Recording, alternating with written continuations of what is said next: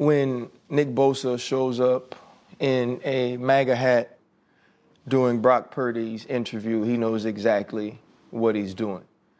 Never before has sort of partisanship had divided the country in the way that it has. Since 2016, that's been what it is. And when you say make America great again, what was so great about it before? What part of America are you trying to get to? Based on what we're hearing coming out of many of these campaign rallies, there's only one side that truly degrades and speaks negatively of the differences in other people, where they're from, the colors of their skin.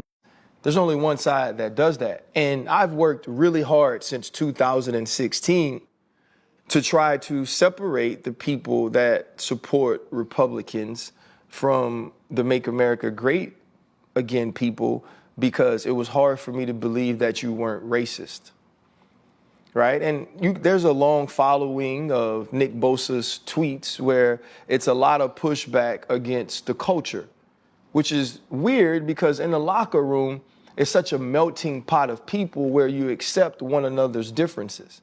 I also think it's sort of ironic this happens in San Francisco, where Colin Kaepernick legitimately lost his career, not because he said America is a bad place, because he said, I want to make America a better place for people like us. Not because he said that he wants brown and black people to be superior to others, but just equal. He wanted their lives and our lives to matter as much as everyone else's life. The MAGA movement has been very clear that all lives don't matter the same, that all people aren't sort of deserving of the same treatment, of the same compassion, of the same level of life and liberty.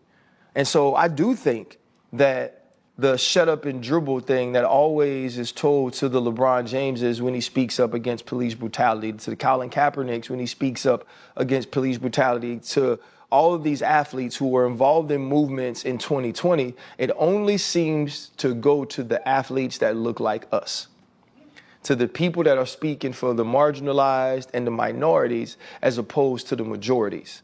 Because when 45 called Colin Kaepernick and other people who kneeled sons of bitches, nobody told him to keep politics out of sports.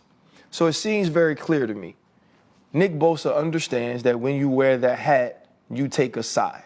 You take a side of division in a sport that's supposed to bring us together. I'm just waiting for all the people who comment under political and sports things to shut up and dribble or to shut up and play football to tell him to shut up and rush. But they ain't gonna say it because they feel the exact same way he do. Don't hold your breath.